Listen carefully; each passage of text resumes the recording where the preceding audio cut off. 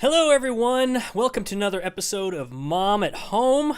Very excited today, as I'm excited for every single one of these episodes. We have such wonderful guests, thanks to our staff, Mr. Bill, Jillian, everybody at the Museum of Making Music who's able to connect and meet such wonderful people like today's guest, Denny Tedesco. And actually, our relationship with Denny at the Museum of Making Music goes back a number of years.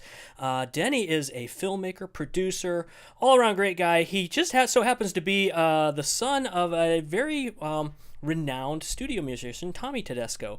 And actually, I'm going to let Mr. Bill and Denny tell most of this story because I only know the surface details, and they know so much more about this than I do, and I'm going to leave it up to them. But I am aware of Tommy Tedesco because back in the day, in the early days of rock and roll, there was a group of musicians known as the Wrecking Crew, and Tommy served as a guitarist on this elite ensemble of musicians, and just hundreds and thousands of hits that you may be mostly familiar with from the 50s, 60s, 70s were created right here on the West Coast by this group of musicians. And Denny took it upon himself to catalog and create a wonderful documentary about their experiences as these musicians, and we were able to, I think, host that film at the museum, if my memory serves me right. That was so many years ago, but it's a wonderful documentary called The Wrecking Crew, named after this wonderful group of musicians.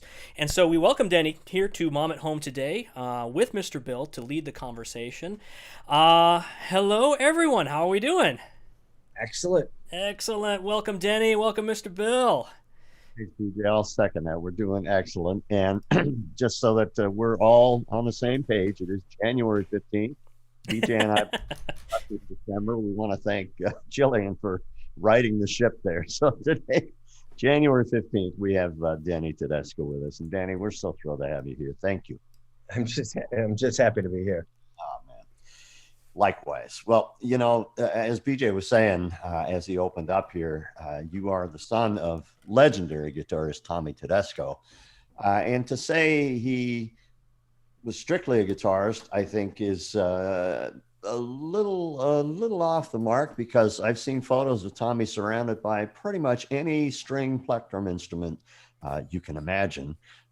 That was his forte in the studio, was you need it, Tommy's got it, and he'll deliver. And so many great stories about your dad. So, I mean, today is so special to me because I'm one of countless guitarists across the globe who were so influenced by your dad. And of course, his prowess in the recording studio is legendary, but he's also one of the funniest guys, I think, ever. Can you just describe what it was like growing up with a father who just embraced life so completely the way Tommy did?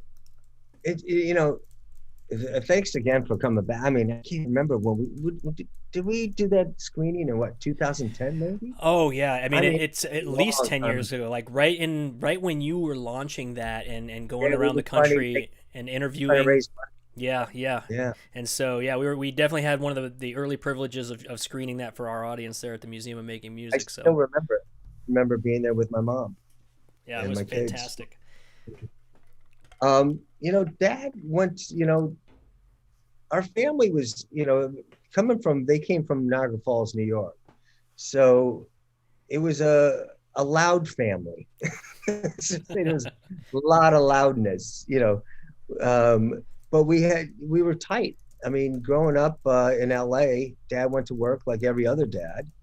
I didn't realize I knew he was a musician, but when you're told your dad's a musician, is making a living, you don't question it because you don't know any different, and at that point, he was just working all the time. So in my first 10 years of my life, 61 I'm born, I realized Dad probably wasn't around as much as I thought he was, but his presence was there. Probably, your mother said, wait till your father gets home too, was probably one of them.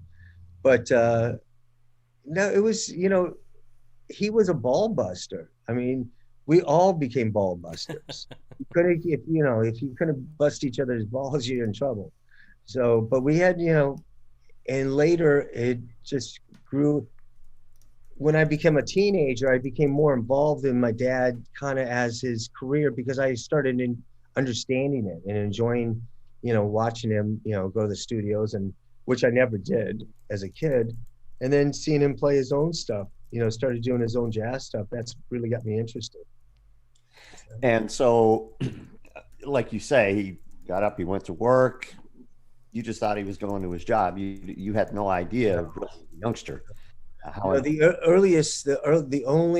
The earliest memory of actually going to a session as a kid was Green Acres. And the reason I say that is we never went to work with Dad, but we were going on vacation. I think that after that job, it was always on a Monday. I looked at his books. Green Acres, Monday, like at 2:00 every time. And I remember as a 5-year-old seeing Vic Mizzy, who's the composer and conductor, doing this, and he's swinging his hips and moving his body. And to a little kid, that was funny. And I remember, I think maybe even got in trouble in the booth for laughing. My mom must have said, "Stop it," because I thought it was the greatest thing. But that's the earliest I ever remember seeing Dad work. And then eventually, though, you started hearing, well, like you say, Green Acres. I'm sure you watched that on TV, and it started to sort of hit home. Wow, Dad plays on this. No. You think that, but no, not at all. I mean, I don't know why. I mean, look, I'm Batman. I'm watching Batman. I don't know that Dad's doing that. I don't know why, because it wasn't like something Dad came home and said, "Oh, I did that." It was. I think maybe. Again, I'm young. I'm 6, 7, 8 years old. Maybe my older brother knew. He's 10 years older than me. I'm sure he knew more than I did. But I never really clicked until later, when I was a teenager, what he did. I think the first time it meant something to me is when my friend said, "Hey, your dad's on the Partridge Family album." That was the first, for me, it was like the first album that meant something to my friends. You know what I mean? And there was credits on the end. And maybe that's when, did you sort of find yourself consciously starting then to pay more attention to? Maybe. I think so. Again, maybe subconsciously, because again, like all of us, you don't care. You're a kid, you don't care. You don't, that's why I don't play guitar. I don't care. I didn't care. I'm frustrated, but I didn't care. I wanted to go play. ADHD did not help me become a guitar player. It did the opposite. So, yeah, there's more interesting things to do as a kid than worry about what Dad's doing at the office.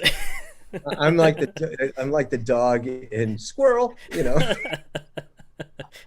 Oh man, that's wild. At one point that even as a youngster himself growing up, he wasn't real serious about practicing, and his dad kept paying for the lessons. And Dad, really go on so much later. It's funny because everything is, we always talk about luck, how everything is, you have to be in the right place, right time, and different things happen. When Dad and my mom were born in Niagara Falls, New York. If you ever been to Niagara Falls, New York, and it is a rough place now, but it was, when they were growing up, it was a glorious time, in the 40s and 50s, whatever glorious is. But there were chemical factories. There was, and Dad and Mom got married at 50. So Dad went to a dance with my mom, I think in 53, went to Niagara Falls University. They were invited to a dance, and Dad did not want to go because he got a job with his trio in Pennsylvania, Erie. And my mom said, "You have to go. I spent $35 on this dress." And as a musician, that's the last thing he wants to do is go to a dance. And so he went, and someone said, "Hey, the guitar player in this Ralph Martiri big band is leaving." And I said, "I have a friend that can play guitar." And they said, "Try out afterwards." So he went and tried out at the end of the dance and was able to do it. And they said, "Can you start tomorrow?" And now my father, you realize at this point, and I asked my mom years later, before she passed, I said, "Mom, what happened when you went, was Dad working a lot in, the music business at that point in, 1953? She goes, "There's no work for a musician in Niagara Falls, New York. Maybe a wedding, maybe a casual somewhere, but there was nothing. He was working at the chemical factory, and that was it. And he hated that work. He was not that guy. He just did not want to be there. And so he took the job, went on the road for a few months as a band in the band, and then got to LA, and they gave him and the singer, basically they said, you guys are going to be let go in Dallas because we found someone that can sing and play guitar. So they were downsized. So being from Niagara Falls, New York, which was a very small town, you think people are rooting for you, but they're not. So he didn't want to go back. He was shamed. He was, shamed, and, just didn't want to do it. So he told my mom, let's go to LA. I saw there's work out here. And I asked my mom, I said, how long was it before you guys moved? Was it like a year? She goes, no, it was 3 weeks. He came home. She said, we sold our furniture from our wedding, which we still owed on, and just packed up a car, put my older brother's tricycle to the front of the car, and just drove, and not knowing what they were going to come to in LA. Drove all the way across the country. But I don't think, what I'm saying is, I don't think he would have been a musician if it wasn't for that. It wasn't like today, you're striving as like even a football player, you go to college, you want to be with this team or that team, or you're a guitar player, you want to go to New York, or you want to go to LA or Chicago or whatever, you want to be a star. That wasn't the drive. It wasn't he didn't know what a studio player was. That wasn't part of his, vocabulary. It just happened to be when he got here, and then he didn't realize, they started clubbing, just hanging out at clubs, and then figured it out. Wow. So the studio world kind of came to him then? He wasn't really actively pursuing that? Well, he didn't know what it was. He thought when he got here, LA, he thought, well, you just put it, your resume in. Like anybody, you don't know what it takes.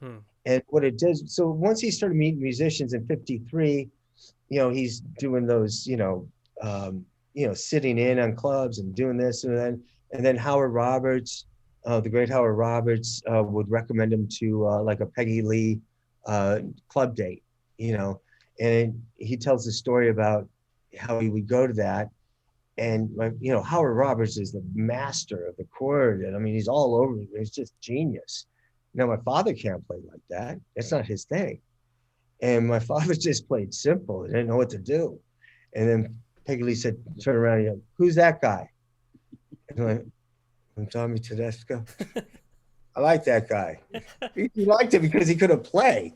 like the singers, so they don't want you in your way. And so he said, I kept a job for a little while because I really, I couldn't have played this stuff that Howard could play. And but soon you get recommended, and sooner or later, and Bob Bain was the guitar player at the time. He was like the guy, of 50s and that period. He came out of the big band era, and Bob was the studio guy at NBC Orchestra, and Bob really was the one that helped him a lot in terms of recommending him to different gigs, and that's how he got. I think Ozzy and Harriet show, he would sub on that and do different things like that. And I think really the way of the world is it kind of takes that third party recommendation. I mean, he can knock on doors and say, hey, I'm Tommy Tedesco, I play guitar. No, exactly. Hey, I heard this young guy playing, you got to check him out. Yeah. Yeah. And it's funny because remember when he would do those seminars in the 70s and 80s and stuff. And I remember him saying to the kids, now in the 80s, when he was like, at this point, his records are behind him. He's not doing the record world anymore. And we'll talk about that later. But now he's doing the big, huge, he's working with John Williams and James Horner and Mancini. And he's like the guy they call when they go, we got to film in a month and a half or 2 months. And it's strictly a lot of reading for guitar. And it's going to be a lot of acoustic, Spanish stuff. And they would put him on hold for a few weeks just to make sure before they didn't lose him because he was that important to them. And that is when he knew he had it, when he had he felt he made a name for himself, not so much in the rock and roll world, but that. And he would tell the kids, in the seminars, guys, when you're doing the studio work, he goes, you got to try something different. When you're doing something, a C chord's not going to get you anywhere. You know, you could think it's the greatest C chord you ever played, but you got to give him something more than the C chord, make it, you know, stand out. Hmm. He says, to get noticed, you got to be noticed, and to get lucky, you got to have luck. But it's going to be really hard to break into the seats that we're coveting, meaning no one's going to hire Bob Dono, you know, so and so, because I heard he was great at the club, because he's not going to be put into that situation with 80 musicians they're making double scale, and they're, you know, because they're going to have a solo that they think he's going to be great for. You don't take a chance. Yeah. You know, and it's just not that he can't do it, maybe, that guy, but there's so much more to it. And that was the big difference, as you work your way up to that point. You know, I think it might be a little more different now, because you don't have to have the 80 guys together. You can send that file in. You know, if you want that sound of Bob, you send that, you know, file in. And you know what, Denny, in a lot of ways, that's a much more comfortable situation. I mean, if you're Bob Nobody, you're a great player. But as you say, you walk into a room with 80 musicians or more, double scale, they're all seasoned, they know what you're doing. You imagine the pressure that puts on. No, my dad remembers it because he blew it, you know, at Fox, the first time at Fox. And, you know, it was bar, if you remember, it was like bar 82 or something. All of a sudden, there's no guitar. It's bar 82, and he sees the conductor doing this. And he said to the students, and it's in the film, he said, all that meant was, hey, there's that chick over there, you know, from a bar. You know, it's like, hey, how's it going?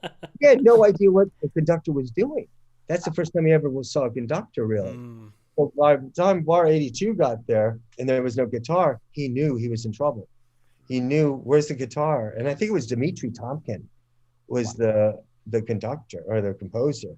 So you can imagine that. I mean, let alone one of the great you know, of all time, is also German. Sort of that, you know? So I think, but you got to fail to learn. And luckily, that failure didn't destroy him. You know what I mean? He went back and he learned how to read, or learned how to follow conductors. He, you know, would go to pop concerts and follow, and he totally immersed himself into reading music. That's what did it. You know, those hard knocks are really good. At the time, they don't feel it. Yeah. Similar situation, and it did the same. It forced me to sit down with flute books, violin books, whatever was in treble clef, and learn how to read notes, because I fell right on my face once. It hurts. Yeah. And that's what he ended up doing. Like you said, he got all those books, and there weren't, in those times, there weren't a lot of guitar books. I guess that's what I've been told. And, you know, don't forget, it's funny because you realize you're talking to someone that's maybe 25, 30, they have no idea. It's limited. It's what you can buy at a store.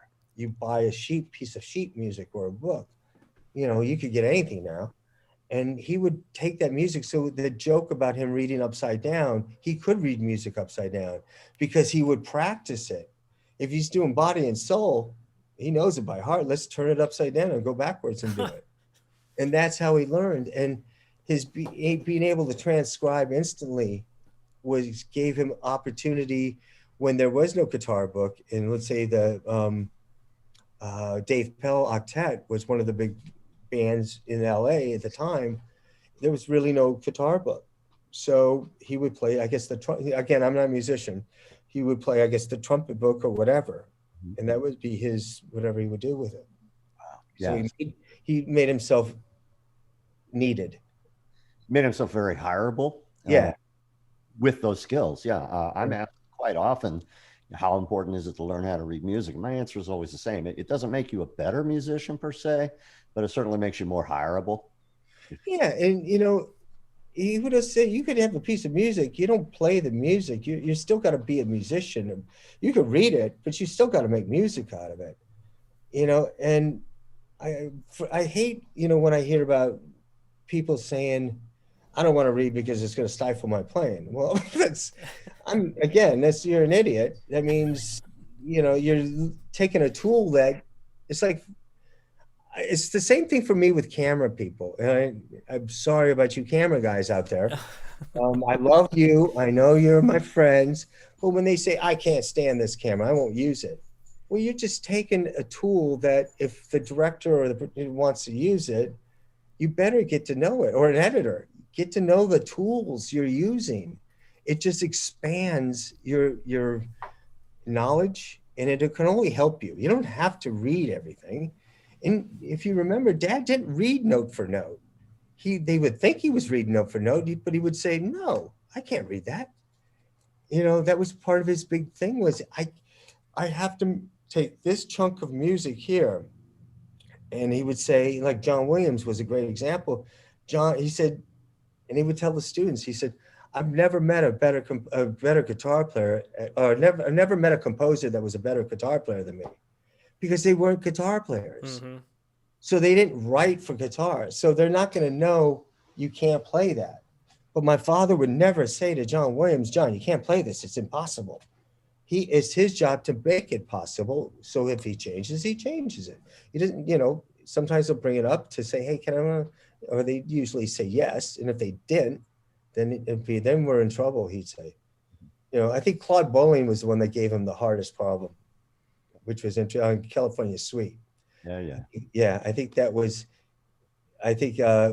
okay, he just passed, Claude Bowling, but I think that was one of the few dates where it was featuring my father, Shelly Mann, Chuck DeMonico, Herbie Mann on flute, and Ralph Grisham on piano. It was just them throughout the whole thing, but I think he was giving my father a hard time because he was writing music that my father needed to change.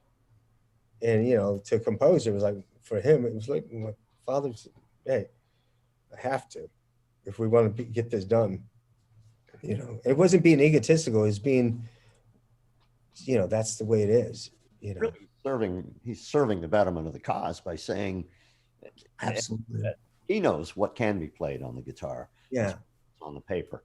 A lot of composers don't. Some do. I've played some shows where you could tell they really knew the instruments very well, but by and large, they'll hand you something and it's not playable. And as the player, and I know Tommy would do it gently and in a positive fashion, say this will work a little better, or perhaps we could change this voicing. Yeah. His greatest line was, I play for smiles.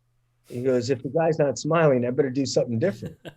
And that was the thing. And you talked about all those instruments he played, in the Union book in LA at the time. I'm sure if they still have a book, it's the same thing as they would say, okay, you list all the guitars. You have classical, you have the banjo, you have balalaika, bouzouki, mandolin, and you'd have a bunch of names of who played what. You would register your name as, so-and-so plays this. So, and he said, and the thing was, Dad's trick was he just would tune his ukulele or his mandolin like a guitar, or his bouzouki like a guitar. So he never did traditional tuning.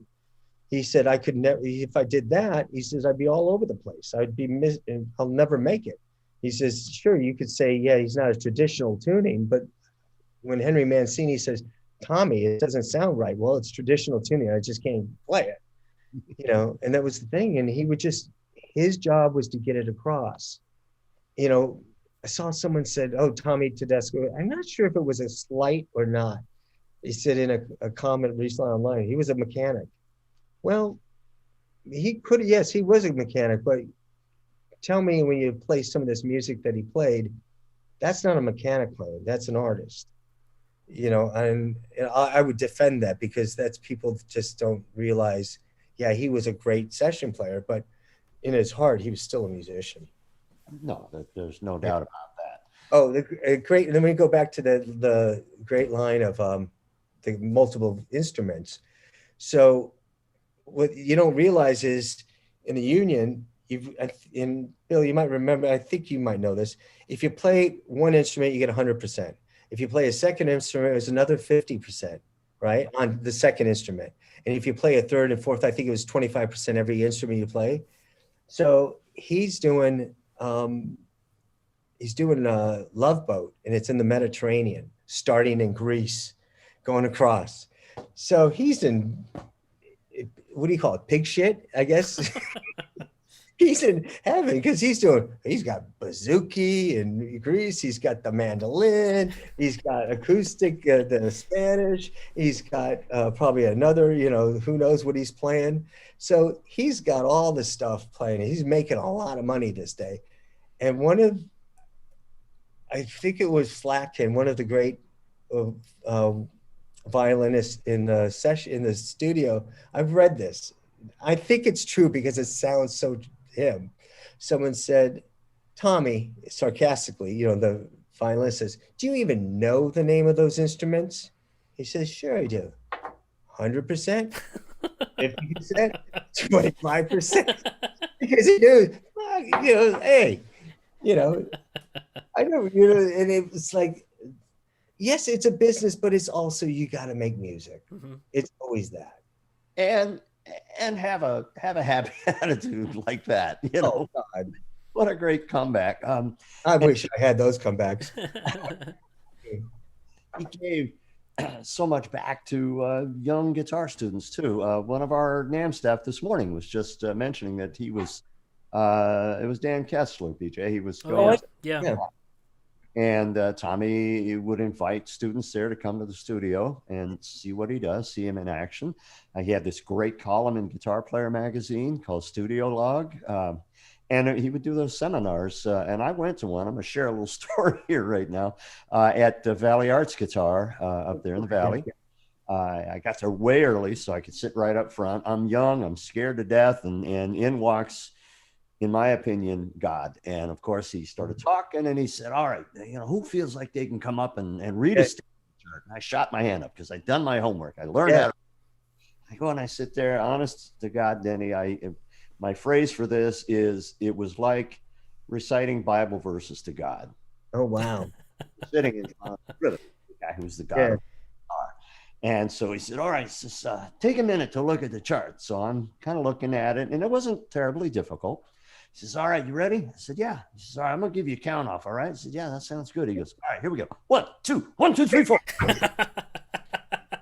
Oh my God. You beat me. I knew that was coming because it's I've seen that gag. He did that gag so many times and the break, everybody stops real fast just to throw that fast count up. And you go, I'm just kidding.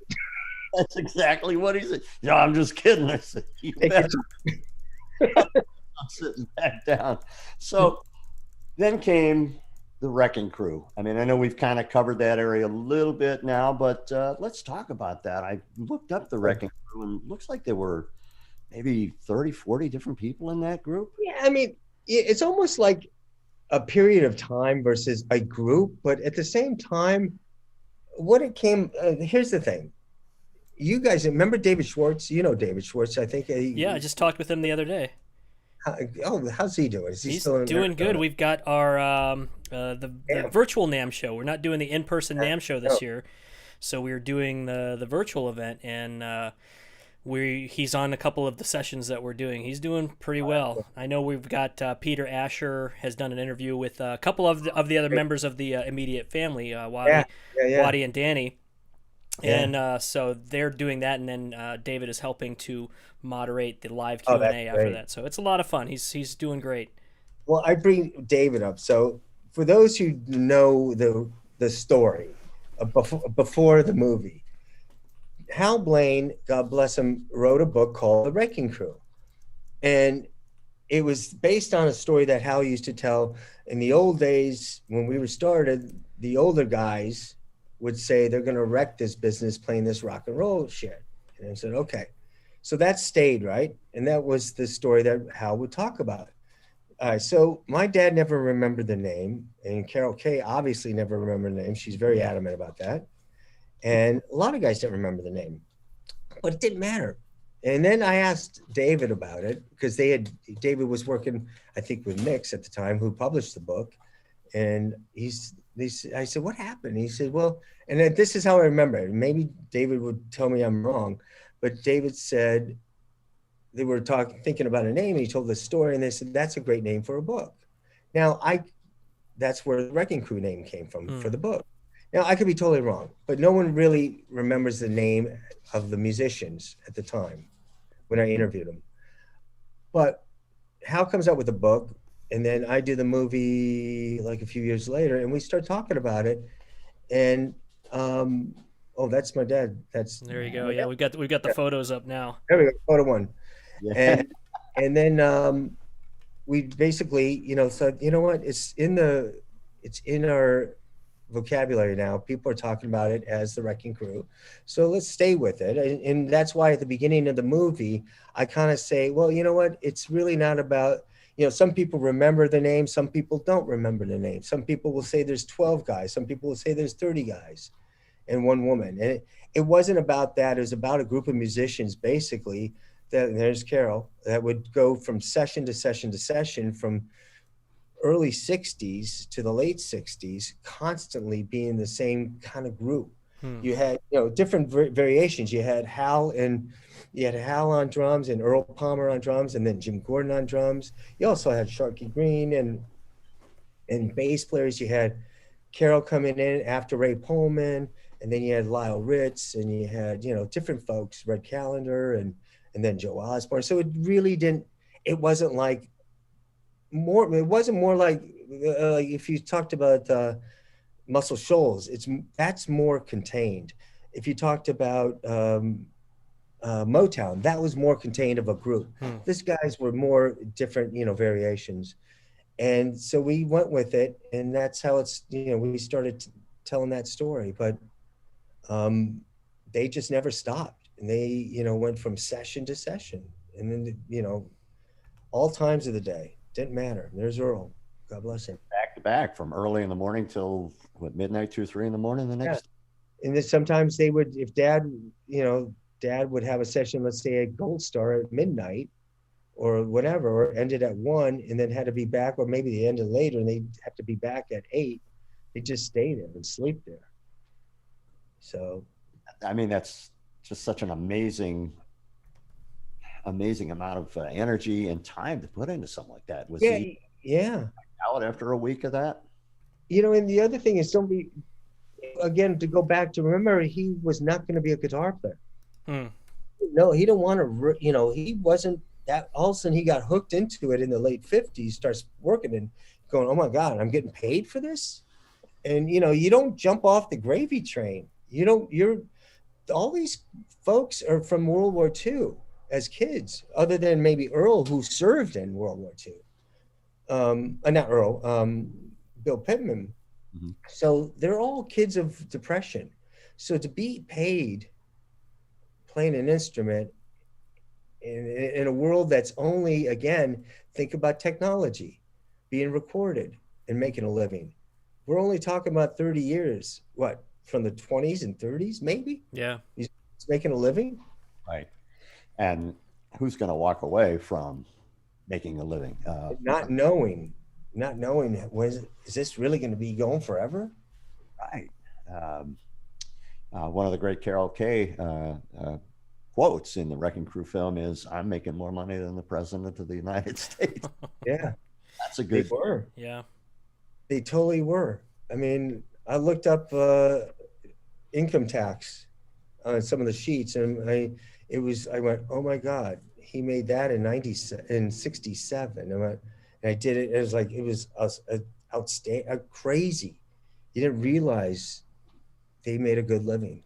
Well, yeah, it doesn't stay there though. It doesn't stay there. Things change, Yeah, but, and on top of that too, I mean, I wonder, how many, as they're doing this, as they're making their careers and really, having the benefit of being paid to make music, but I mean, for some of it, after the fact, hindsight 2020, how to realize that you kind of helped shape a generation of sound and a generation of music too. On top of that too, I mean, I don't know if they were realizing that at the time. It's like, okay, this is my job, I'm doing it. But now, no idea. In the history books now, it's like, look what happened. Look what was accomplished. Well, I always say they didn't know they were recording hits because they're not. They're recording a song today. They're doing 3-4 takes on it. This is then, obviously. Mm-hmm. And, Up and Away, I always use an example because he didn't know he was on it. And the only reason he found out he was on it was when it won a Grammy, Jimmy Webb gave him all this charm, a Grammy charm. And he said, what's this for? He goes, this for Up and Away when we did it with the Fifth Dimension. He goes, it didn't remember because he's there.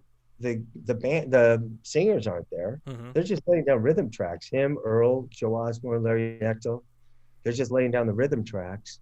And again, you think about it, I don't hear it. I just did 3 songs at 11 o'clock in the morning. I did another 3 or 4 songs at 4 o'clock in the afternoon. Yeah. Another 3 or 4 songs at 8.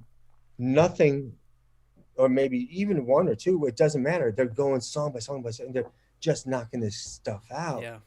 Now, and then it'll be interesting when we start talking about Wrecking Crew versus Immediate Family, how the times change. But those guys were knocking it out so fast, there's no way they can remember. And as he said, as my father said, I made hundreds of hits, but I made thousands of bombs. Hmm. You know, so someone asked him, "Did you feel like you should have got paid more money?" Nope, I never gave back the money I made a bomb on. You know, it's just part of the business. Yeah, wow.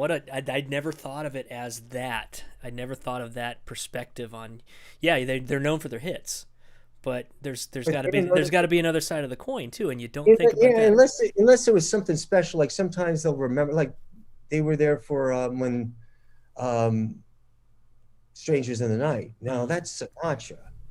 That's and my mom, and then now they've invited guests, so my mom got to go.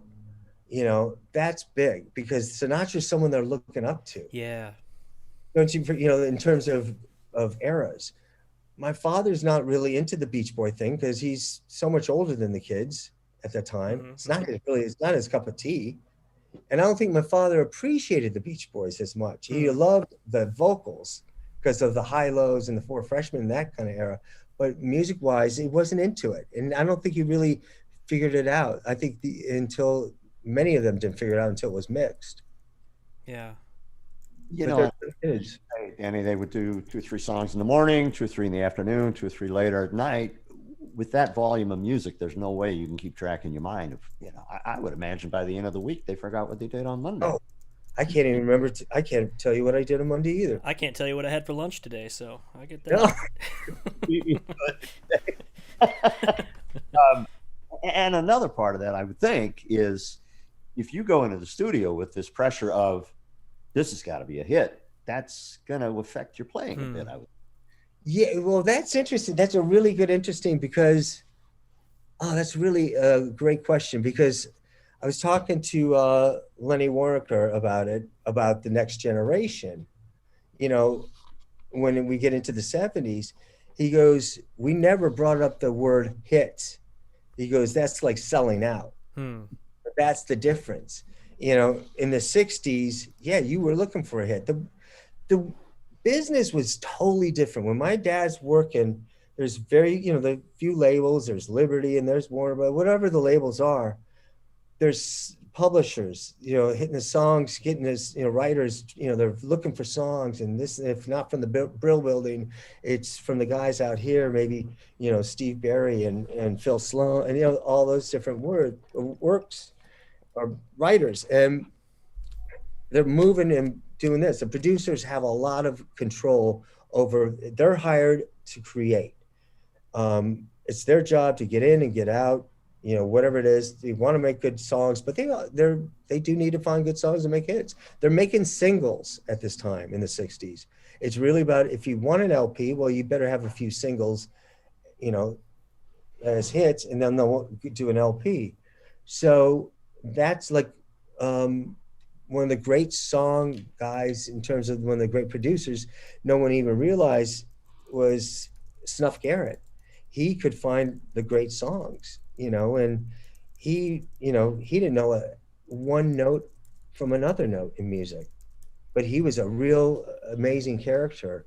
But that was his thing. He didn't care about who, he hired his guys. I'm bringing my guys in. I'm doing it my way. I don't care what you think, Cher.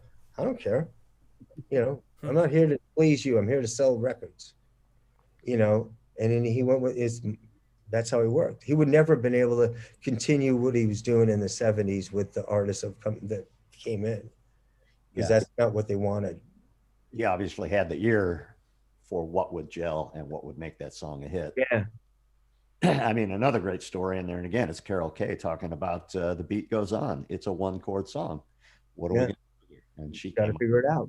with that bass line that became the signature of the song. Yeah, Denny, have we got a second for a viewer question? yeah. Okay, this is from Brian. I'm guessing it's Brian, our volunteer at the Museum of Making Music. That's correct. And Brian's question is, when did Tommy and the Wrecking Crew realize that bands were making their own music? Probably when they didn't get called. Yeah, I'm that makes assuming. sense. I mean, and it's funny. That's a good question. I've never heard that question, but I don't think it was also, they would also say, my father would also say, a great example, Leland Sklar, his first band that he was with that Mike Post signed, Mike Post used all the other guys. And Leland said, we weren't ready for going into that studio, knocking out that song or those songs in that day. Now, Leland's one of the greatest bass players of all time. But Leland said, to me, he said, we weren't ready for that. Once the musicians started they got better. Don't forget, my dad's playing in pop music, whatever it is, in 1962. Rock and roll is really at its infancy. We're talking about 5-6 years of going from, whatever, big bands to rockabilly to race music to this and da-da-da. It's moving so quickly. Labels are starting to go, ooh, we can make money off of this. We're going to nail it. And then radio, top 40 radios been created. And now that's playing, those songs. Let's get into the top 40. It's moving. Everybody's gelling off each other. Radio's selling albums pushing radio, and the musicians are there to keep it going. It was a factory. Good or bad, it was a factory. And it was a good time for a lot of these guys, Lots of factories the world over that put out quality products. So there's no denigration there to say, yeah, it's a factory. We're pumping out songs, but we are playing music. We're making music.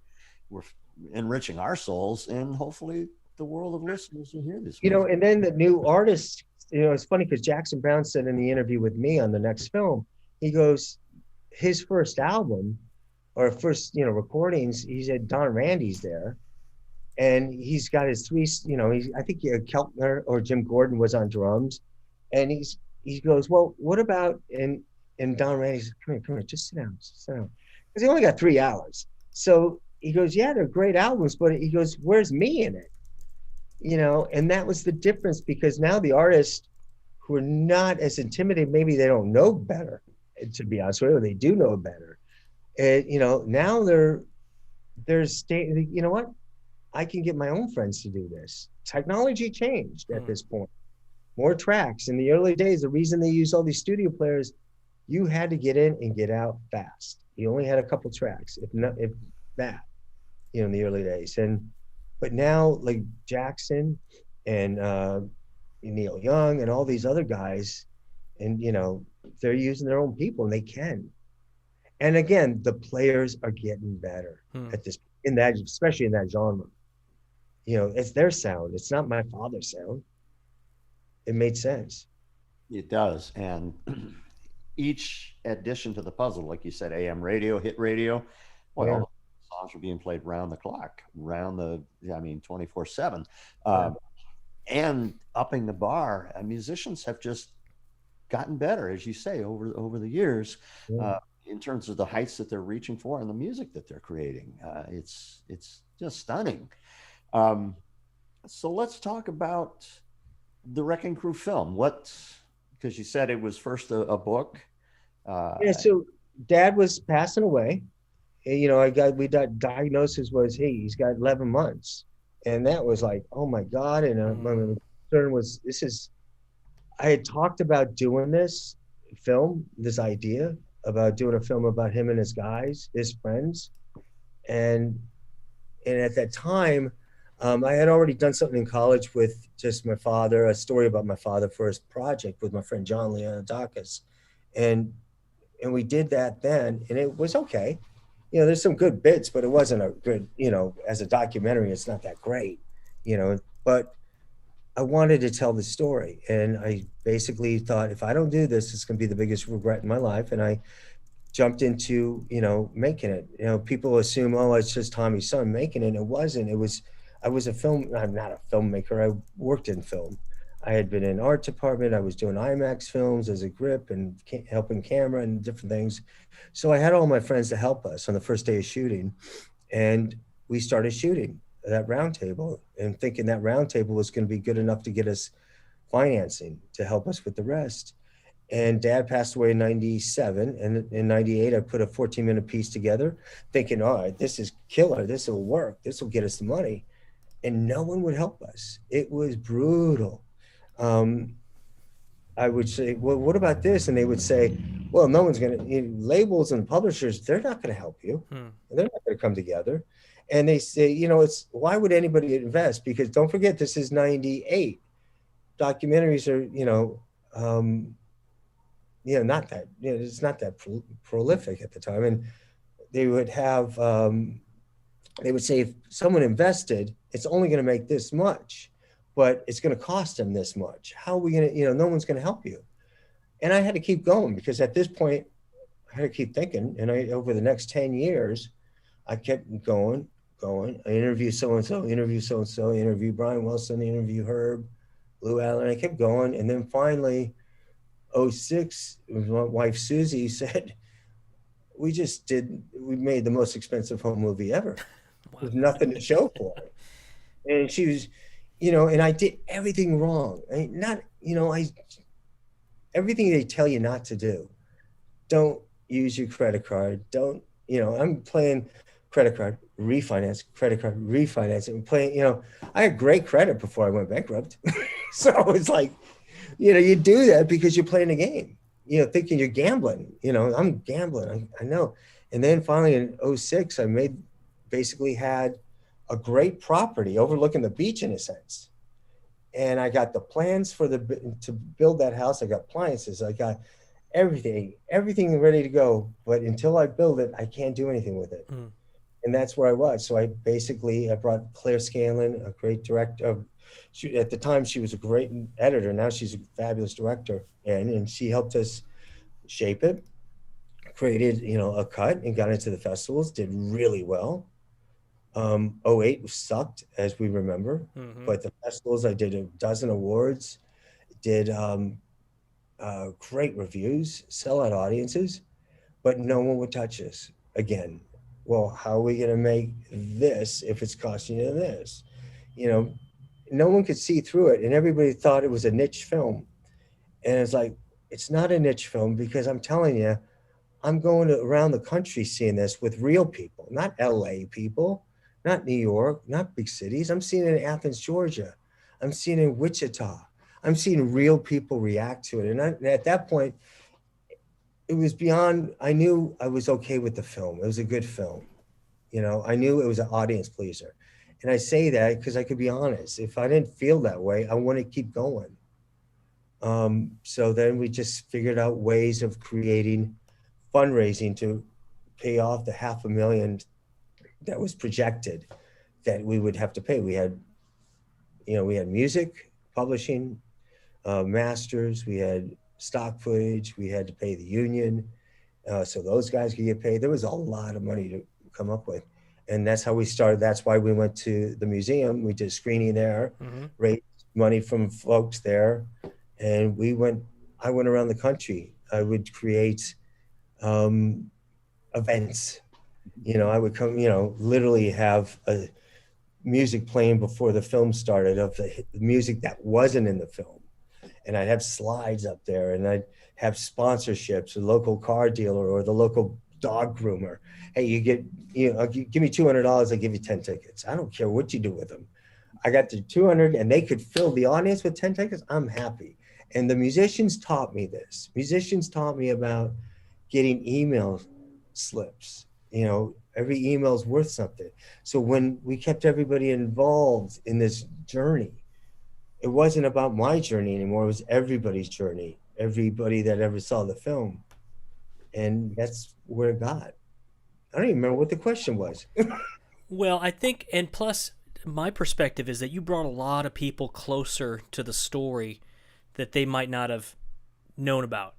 you know, especially in younger generations who maybe the music was not what they were raised. Like me, I was raised on, you know, Pearl Jam and alt rock, but you know, now because of this, you know, because of this film, I'm like, I have a better understanding of the people and the lives that went into the music before this, and how that, you know, led to, you know, where we are today too. I mean, every genre of music has a life, and it contributes to the life of the next generation of music. And so it's important and to realize where this came from. And so I think the story that was told, that needed to be told, was the fact that these people, they existed, they created this. They might, you know, have had different experiences than, you know, we look at it from the outside world, but, you know, where would we be if this didn't happen?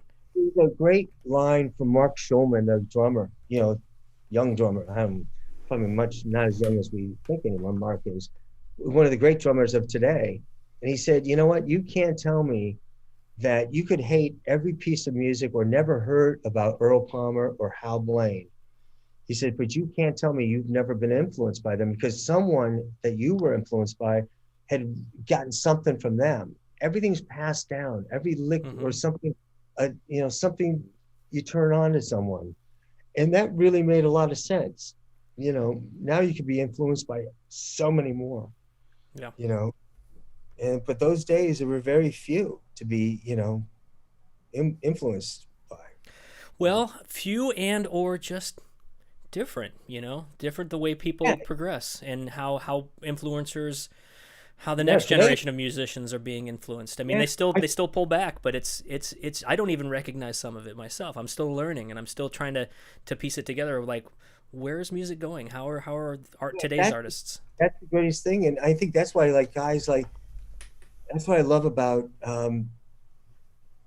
like Leland and we were talking, the media family guys. You know, we all have our cups of tea that we like, but boy, when they hear something like, you know, I love Danny loves Billie Eilish, and it's funny because it's not my cup of tea, but I mean, he can't stop talking about it, and that to me is so great, because even Lenny Waronker, we were talking about, who was the head of Warner Brothers. His dad started Liberty Records. He goes, listen, I don't like rap, but I made my son one day give me a bunch of stuff what I wanted to be educated. He goes, and I go, it's not my cup of tea, but God, what those guys are doing is amazing. That to me is the greatest gift any musician can give to themselves, is being open to something that's different, or, you know, just being open-minded, where listeners like ourselves might not be so open-minded. Do you know what I mean? It takes work. It takes work, and it takes effort sometimes. Yeah, it's easy I agree. to go to your oldies but goodies, whatever that is for you. I want to hear, you know, Pearl Jam. I want to hear Mamas and Papas, whatever it is, you know. For sure. And I didn't mention this earlier, but there was many unsolicited mentions of Leland, and Leland he's actually in the audience today, so hi, Leland. Wow. So you can say hi. He's my guy. Leland is a perfect example of just, I mean, never stops giving and playing. I mean, that is the greatest thing about Lee. And I'm not sucking up to you, Lee, because you're on out there right now. I mean, the fact that he's out there, I mean, God bless him. But he will play something as if it doesn't matter if the guy's, you know, a 15-year-old kid or he's Jackson Brown. He's going to give it his all. You know, and as Leland said, I'm playing every time he played live, I'm playing assuming that person out there has never heard the song before, so he never gets bored. You know, that's the greatest thing about these guys. That is the mark of a superior musician, and a musician who really gets what their role is. As you say, it could be a 15-year-old kid. You don't know them from Adam, but they're putting their heart and soul out there. Yeah. You support them with your heart and soul as you play. You're a professional musician. You do what it takes to give, you know, you can't, as they say, crap on, you know, you can crap on it later, leave the room, but don't do that to someone's, you know. And someone told me, musician, listen, there was someone that told me recently, they had done a gig where I can't remember who the composer was out of film. It was years ago when my dad was alive, but they hired a classical guitar player for a gig. They thought, oh my God, this guy's brilliant. And he probably was the greatest guitar player at this wedding they found him at. So they brought him into the studio. And the red light went on, and the poor guy was just thrashed by the composer. I know who it was. I'm not going to say who it was. Just destroyed. And they called my father up to tell him what was going on. They said, "Can you come down?" And he said, "Yeah, but I'm not coming down. If he's there, no, I'm not going to do that to the kid. We'll do it we'll do it tomorrow. We'll do another session. I'm not doing that now." And when my father heard about it, when he got to the session and they told him more about it, he says, your father started tearing up. And because he realized how destructive those guys were to that player. And maybe that player will never come back from that. And it destroys my father, and that's the thing. Musicians are, we all know, very sensitive people. That's what makes them live their art sometimes. Insecurity. It's all about insecurity too. So. And unkind critical words like that, as you say, can destroy an otherwise world-class player. Yeah. Things happen, and it's not right, unfortunately. But yeah, I don't want to go down that dark road. No, not at all. But that's the thing is, you have to realize what words can do to players, and that's where my father later in life, he didn't have patience for rudeness. He would not. He would just, if there was a weakness in my father, he would tell it like it was, and good or bad, he didn't give a shit. And Alex Acuna and they were all on a Placido Domingo date, and they were destroying. The producer was destroying some of the musicians with Latin date, and at the lunchtime, my father pulled the producer aside and said, "You don't stop this shit, I'm walking. You keep going on these guys." That's, he gave him the riot act. And it wasn't until we got a letter after my dad passed about this situation, because I can't remember who the drummer was. It wasn't Alex. Sent a note about thanking us or him because what he did, they couldn't do. They were young. They couldn't do that and stand up to the producer. They weren't in that position. And he did that time and time again. And because he didn't care at that point. You know what? I'm here for me. You want me? Great, but don't treat anybody rudely. And that's the good thing, is you stick up for each other. Be kind, be kind to each other. You do. I mean, that speaks highly to Tommy's character, that he would basically put himself in the line of fire and take the heat for the young guys who were afraid to do it. Because when you are young, like you say, you don't want to ruffle any feathers. And in the case of this producer, he or she was using their stature to walk all over these young guys. Danny, I've got another question from Brian, and then I do want to play a clip from the Wrecking Crew just to let people get a glimpse of it if they haven't seen it. And we're coming up on the hour, so I want to get this question from Brian in, and then we'll do the Wrecking Crew clip. So Brian asks, the Beatles changed things by writing their own music. Is this an accurate statement?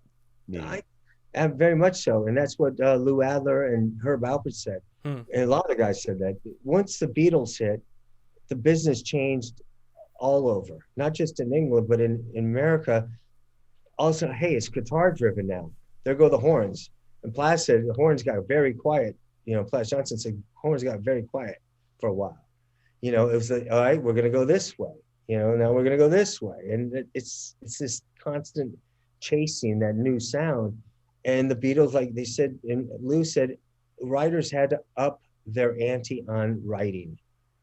The Beatles were something that were writing, they were beyond, what they were writing, most of the people.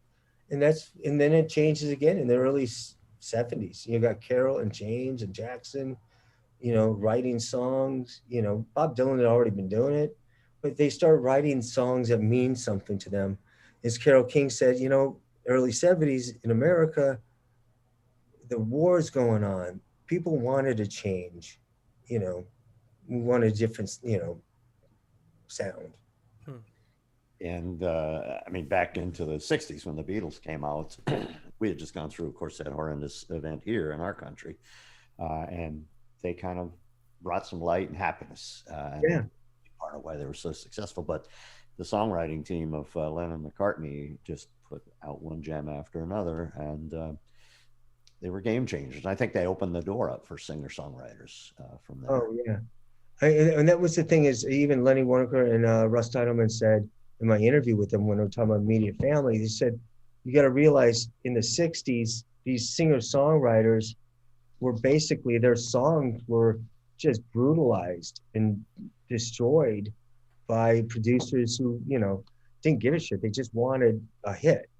So when you hear those, you know, you had the greatest songwriters like Carole King and Neil Sedaka, other people are singing a song, or Neil Diamond, but people are just not doing it they're not playing it the way they wanted to hear it. You know, they're playing it the way they want to, you know, produce it.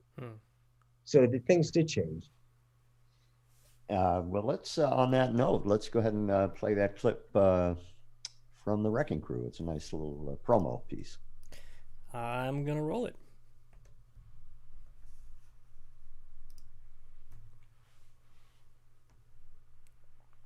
When we're ready to sing, we step up at the microphones, and it comes out something like this.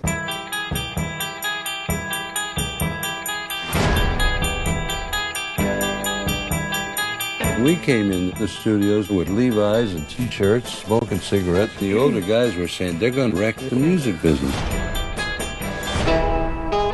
In the hardcore producing area, everybody knew what went on there. I mean, everybody knew that the best musicians played on all the sessions, but we as the general public didn't know.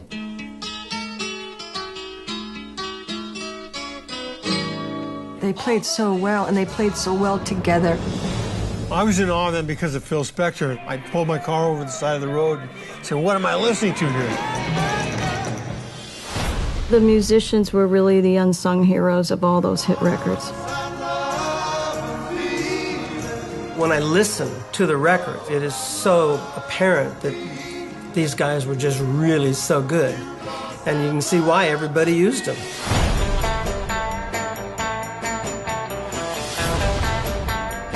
The Wrecking Crew was the focal point of the music. They were the ones with all the spirit and all the know-how. We made up a lot of arrangements ourselves. We would either augment or totally replace a group. The public was oblivious that there was this secret star maker machinery. I had no idea that people didn't play their own records until the Monkees came along.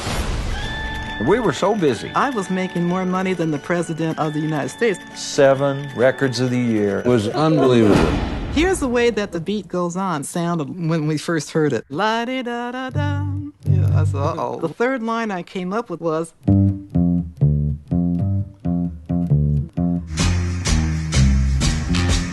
The beat goes on.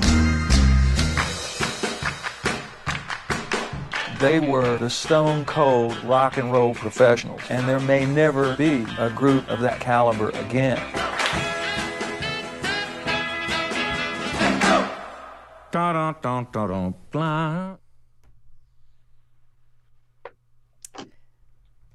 That's so good. Fantastic. Yeah. Congratulations on the success of this film. And after traveling that road, now you're doing another documentary about the immediate family, who I think BJ said we had on this show last November, and Lisa Glover is watching today. Yeah. What's about that adventure? Well, it was about August. 3 producers, Greg Richlane, who was actually was the bass player from Wallflowers, and Jonathan Sheldon and Jack Pyatt, they came to me and they said, would you be interested in doing something about, well, originally it was called The Section, which were the guys, you know, in the 70s. And they have a band called Immediate Family. And what do you think about their story? And went, oh, wow, okay, well, I knew all the names. To me, they're legends. You know, you got, you know, Leland and Russ Kunkel and Danny Kochmar, and you got Waddy Wachtel, and the other person, Steve Pastel, who's in the group I've known for the last few years playing around LA. And I thought, oh, this is a good story. Because at the end of The Wrecking Crew, when we talk about the end of The Wrecking Crew, Lou Adler actually says in the film, he says, it wasn't, he says, it wasn't a conscious decision to change. He says, when I brought in Carole King to do Tapestry, I brought in, Carole brought in James Taylor and Danny Kochmar to actually do, the sessions. I went, all right, well, there's a good jumping off point. But for me, the hook was the fact that their immediate family, the idea is they're so close after 50 years of playing together. And that is the coolest thing about it. The difference between these guys and my father and those guys, these guys never stopped playing. Dad kind of like retired as, the calls stopped getting less and less. And as you remember, he had a stroke at 62. So that kind of like gave him a reason to say, I can't play anymore. It wasn't because he wasn't getting the calls anymore. He wasn't getting the calls anymore. Every 6 months you get that, like, hey, can you do The Godfather? Or, hey, can you do Schindler's List or whatever, where maybe there was reading or mandolin involved. But other than that, that was it. These guys just never stopped playing. So I kind of like grasped onto that, and I started, and they said, can you interview Carole King in 3 weeks? And I'm like, oh my God, okay. And that was like, okay, all right. Now I'm in a panic, and I delved into it really quickly, not knowing where the story was going to go, to be honest with you. I just know I don't have another chance of getting Carole King. And then, then Greg says, hey, Linda Ronstadt next week, can you do? I'm like, oh my God. At this point, it's like, I'm swinging at the fences going, what are my questions? And I'm still trying to learn. Everybody thinks you know the story. You don't know the story because you kind of grew up with things, but you don't really know what went on. And until you ask questions, you don't know what went on. So you kind of building off of each other. And then it just kept going. And it was Jackson Brown and James Taylor, Lou, and we got Lou Adler again, and we got Phil Collins. And this is like bam, bam, bam, bam. And then COVID hit. Oh my God. But what the difference between these guys and my dad and those guys, these guys were so instrumental in their albums, in their careers, because they just didn't do an album. They took an album, they might do it in a few weeks or whatever it took, but then they went on the road with it. That's the big difference. My dad and his guys would never go on the road. It was, I think, it wasn't the thing you did. It was too busy to leave. You didn't want to take a chance on leaving the town because, someone else slips in. You're talking about hundreds of thousands of dollars possibly over the years that you just gave up on a contractor. So, but, the other thing Peter Asher said to me when I interviewed Peter, he said, we were talking about Lee and Russ and all these guys. He said, these guys weren't legends, because I keep thinking of them as legends. They're not legends when they're going on Sweet Baby James tour. They're really not. And I realized, oh yeah, they're not. That's Leland's first gig on the road with Big Time. In a sense, it wasn't Big Time. Probably Lee would probably tell you. You could jump in, Lee, whenever you want. But you know what I mean? He leaves CSUN, Northridge. He's not even in the music department anymore. He quit that and went into science, and he gets offered this gig to go on the road with James Taylor for a month. Who knows what scientist Lee could have done as science, what he could have given us, because he never went back. Think about that, Lee. Who knows what you could have cured?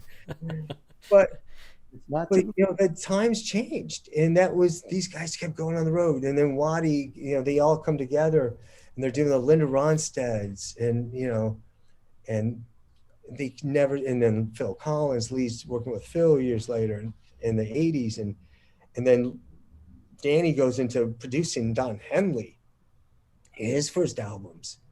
I mean, they're not just session musicians, Waddy and these guys. They're writers as well. They've written some amazing songs. And you go, oh my God, these aren't the session players that I grew up with. They're major songwriters as well. And that's because their relationships with the talent were different.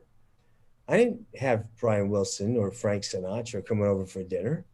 They didn't hang out. But these guys did. They hung out with them on the road and hung out at home.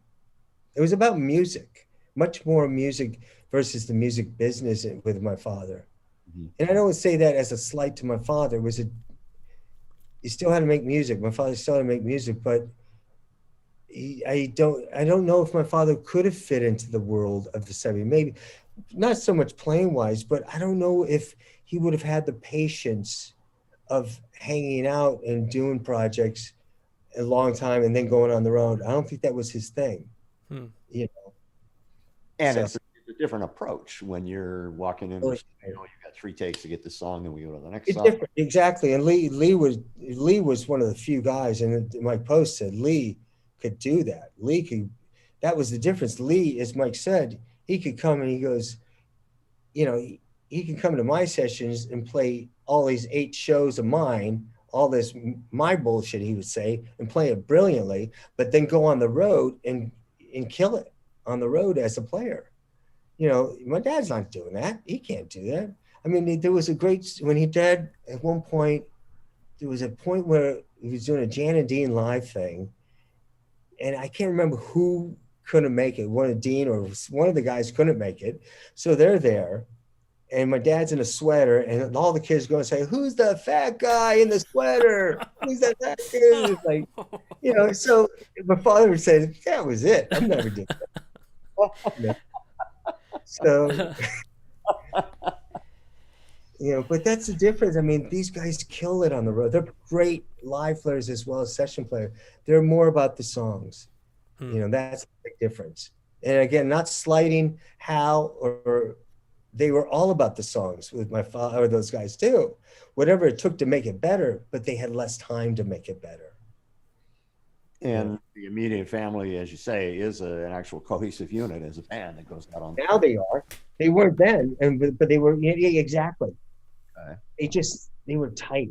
And you know, when they were doing the section, which was basically, it was Craig Durkee and on piano and Lee and Russ and Danny, they were doing this kind of jazz fusion thing. It's killer stuff. I listen to it now and go, oh, I love this stuff. And they would play in front of James Taylor or in front of Jackson. They would do the warm-up stuff, and then they do the show with the artist, and then they come home and then go out again with Jackson, and then they do their own album. I mean, their playing was, can you imagine playing there as a unit like that, so tight? You know, God, they were killing it. Absolutely. I mean, it really hones them individually, but as a cohesive unit, because when you play with people for that long, you start without even saying anything, playing the same riffs together at the same time. You really are one unit. Yeah. And that's what Russ said about him and Lee. And both of them, they've played with each other for so long. They know where they're going. Yeah. And as you know, as Lee told me, if you don't have a good drummer and a good bass player, it's a disaster. You know, you guys, they're the foundation. You know, and that's why I give Carol Kay a lot of credit. You know, Carol Kay was not brought in because she was the girlfriend or a chick player. And I say that because, you know, someone might throw a female in there in those old days. You know, hey, she could play tambourine, whatever. She was a bass player. She was a guitar player, but as a bass player, she and Hal or she and Earl are doing it. You know, they keeping it tight. Mm-hmm. You know, you're there for your playing, especially in those days, because there were no overdubbing in the early days. You had to nail it, you know. Yeah, and if that foundation isn't strong as a rock, no, the rest of the thing falls apart. Yeah, and that's why, I mean, those drummers of yesterday and today, I mean, you guys all know it. I mean, when you had Jeff Vaccaro and you had, you know, Carlos Vega and you had Russ, you know, all these guys, and Rick Marotta in the 70s, all these guys, and Steve Gadd. I mean, this goes on and on and on. I mean, God, it's just so many to choose from. And the young coming up now who have so many opportunities for learning that these players didn't have when they were younger. YouTube videos, and you sit and watch, slow it down, speed it up, whatever you need to do. There's some young kids, just scary good. Yeah. Remember, in the early days with albums. I remember my brother Damon, who's actually a sound engineer, mixer. Now he's at Fox doing Family Guy and stuff like that. He was learning sax, and I remember giving him what I was a sax player for a second. I was actually in the band, but I was a banner carrier. So I take that. But I did take a few lessons just to get out of typing class. But that's another story. But I gave him a Stanley Turrentine "Don't Mess with Mr. T" album, and I give it to my brother, and he's learning by the album. This is like in the '80s. He's learning by the album, listening, and then he plays it to me one day. And he's playing, and I go, "Oh my God, he learned it!" But he's learning the skips in the album. Oh no! Oh, in the record. Oh. Yeah, you're like, oh, that's at least he had a good ear. He was playing the skips. Oh, like, wow. Yeah, you don't have that problem anymore. So amazing. Denny, this has been great. I mean, I could ask you 40 more questions. We're well over the hour, and I want to thank you for being so gracious with your time today. And no, I appreciate it. And, I wish you guys the best of luck, because if it wasn't for you guys, the museums and the musicians, art could go away very, very quickly. And, the great line Lee said in the interview, hope he isn't using it in the next interview, but he said, I could sit at a corner and play music and get paid. Tell that to the record label guy who's sitting in the corner. People want to hear music, and that's the truth. It's musicians are always, and this is one of the things that I've always felt. I'm not a musician, just a son of, but I always have such admiration for all of you guys, even friends that play as amateurs, just for the fun of it. You don't get there easy. You practiced. Every one of you that can play a song, practice that song. And that is something that you've gotten so much further than a lot of us that don't play. And I have such high regard for you guys. And thank you for keeping it, hopefully the next generation will see the next, Tommy Tedesco, Leland's and Russ Kunkel's and just keep inspiring each other. I'm going to give you an amen for that, Denny. Thank you. Thank you so much. Thanks, guys. Love to all of you. Stay safe. Thanks, Denny. It's good to see you again. I'll go put my mask on now. Well, I tell you what, that wraps up another episode today. And what an episode. Denny, it's so great catching up with you and seeing you again and hearing these stories and learning about this. And it's every single episode, no matter what it is, I'm always curious, like how will this episode inspire me? And it never fails. It never fails. Just the fact that these artists exist, it's cataloged, and you're sharing it out here with us. And then, as you said, the generation of musicians that are out there right now, hopefully inspiring others. And I'm going to add in a point. It's never too late to learn an instrument, Denny. It's never too late. Grab a ukulele, grab something you think you could take to the beach or whatnot. You don't have to be the next Leland Sklar, but you can, for your love of music, you can have that, and you can do it. And I say that to everybody out there watching, wherever you are. You may not think you're musical, but give it a shot. Give it a try. Okay. Well, with that said, what's coming up? We have coming up next week on Mom at Home. It's a special edition because next week we are participating in something called Believe in Music Week. Unfortunately, the music products industry show, the NAMM show, usually we gather there in January, about 100,000 people. But because of the current pandemic, we are not doing that, but we are doing a virtual NAMM show. NAMM has organized Believe in Music Week. It's free, and anyone who loves, supports, makes music is invited to attend that. You can learn more about that event at namm.org. There's instructions how to participate. We are doing a special edition of Mom at Home just for that event with Mr. Albert Lee. Ooh, something caught in my throat. But Mr. Albert Lee will be joining us amazing guitarist. We've had him on the museum stage many times for concerts, events, and he is quite a well-renowned guitarist. He'll be talking to us then Friday, the 22nd of January at 11 a.m. It's different than our normal time, but he will be joining us then. Please join us to catch that edition of Mom at Home. And then the following week, we have Mr. Guy Charbonneau, the creator of Les Mobiles, early mobile recording studio. He developed this in the 70s and has just hundreds and hundreds of live album credits to his name. He'll be joining us to talk about his career, the development of Les Mobiles, and we'll be learning a lot from him. It'll be a fun one. That's January 29th coming up. And then following that, our first Friday in February, we have Mr. Chris Johnson, award-winning musician, educator, mentor. He is actually going to be joining us and giving us a unique perspective on the flugelhorn, as well as some insight to his career. It's going to be an exciting journey.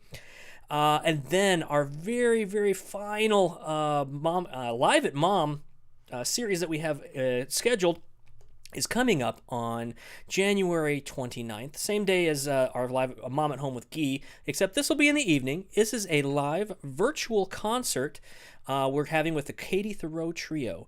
You can RSVP to this event on our website, museumofmakingmusic.org. Those reservations/tickets are free thanks to a grant from the City of Carlsbad Cultural Arts Office. So go there, reserve a ticket. We'll send you the special link to come see that event with us. And we hope you'll enjoy a live music presentation with Katie Thoreau and her trio. Other than that, thank you again, Denny, for being here with us today. Thank you, Mr. Bill, for leading this conversation. It was wonderful. Thank you to our audience. Thank you, Leland, for being here as well. I was reading some of the comments, and he commented that had he continued to be a scientist, he could have created the next Metamucil. So, perhaps our loss. Anyway, we appreciate you all for attending today and being such a wonderful audience. Until we see you again, take care and have a wonderful weekend.